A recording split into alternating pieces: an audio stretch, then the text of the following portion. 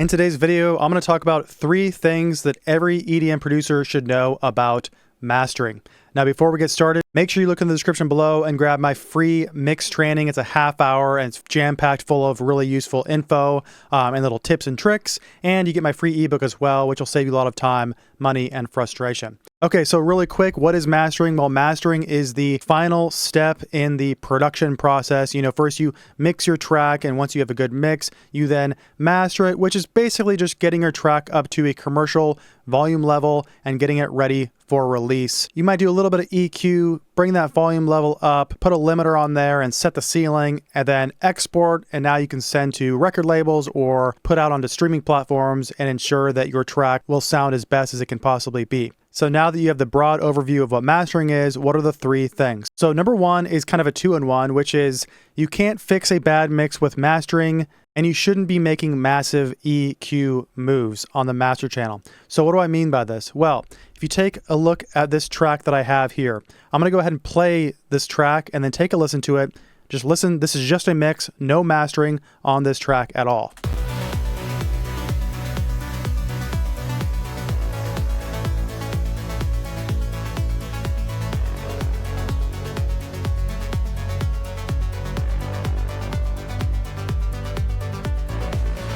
Okay, so when you take a listen to that, it's a pretty decent mix. I'm not finished with it, but you can hear it and tell that the mix is pretty good. So when I go to master my track, I'm not going to have to do much to it besides, you know, maybe doing some clipping if I want, maybe some slight EQ adjustments if I even need it, and then eventually go into the limiter. And this was a trap that I fell into when I first started, and I want to prevent you guys from falling into this trap, is that if your music doesn't sound pro, and you're trying to fix it all on the master, or you think like, hey, if I just send my track to a master engineer, they're going to send it back and it's going to sound polished and amazing because mastering is that final step. Mastering is the thing that's going to get my music to sound pro. And that could not be further from the truth. It's really all about your mix.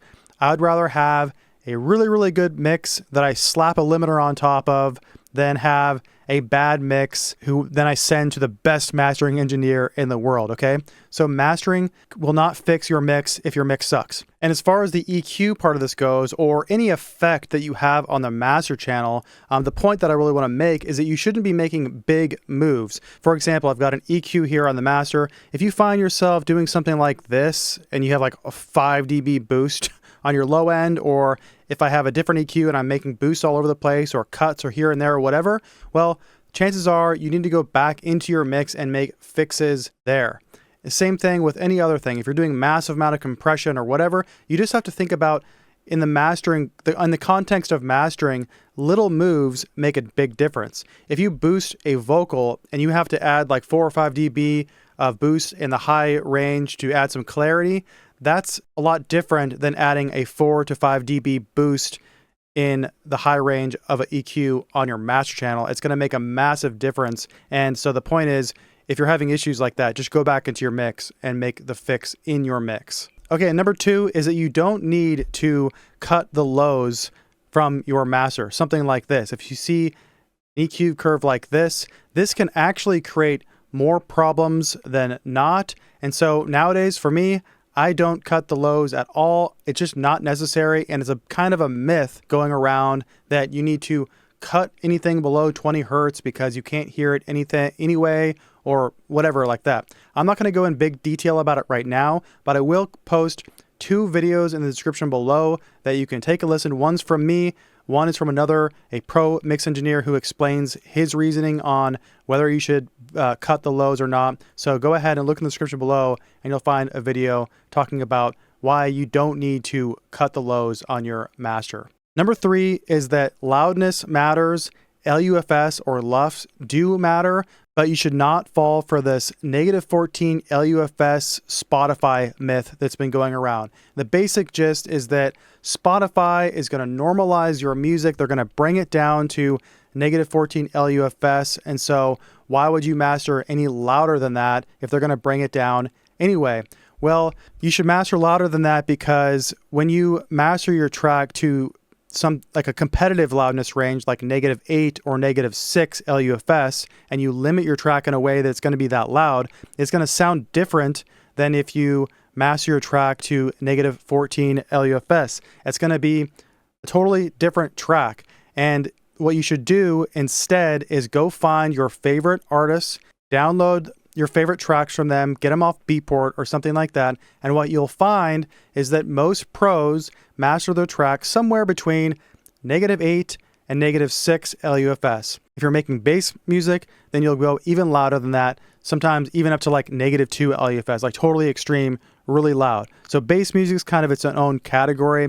The rest of us, house music, melodic house, melodic techno, all that, generally speaking, you'll probably find that between -8 and -6 LUFS is the goal that you want to reach. If you don't know what LUFS are and how to monitor them, well, a limiter like Pro L will have that, where you can check the LUFS, or you can get a free loudness meter called Ulean loudness meter. You throw this on your master channel, and then it'll show you different measurements of loudness, including LUFS. So what I would say is aim for somewhere between -8, -6. Don't just take my word for it. Do the research yourself. But I will say is while you're researching, look into the Spotify thing. Trust me, it's nonsense. You don't want to master your music to -14 LUFS. Maybe if you're in an indie band making acoustic music, you could do that. But for EDM, you want to master your music to a competitive level. Okay, so those are 3 things that every EDM producer should know. If you are an EDM producer and you want to get good at mixing and mastering your music as fast as possible, and you want support from me along the way and join a private Discord group where you can talk to other people, other music producers, well, look in the description below. Book a Zoom call with me. We'll see about getting you enrolled in my course, Mix Immersions. Yeah, go ahead and book that call, and I'll see you guys again next time. All right, see ya.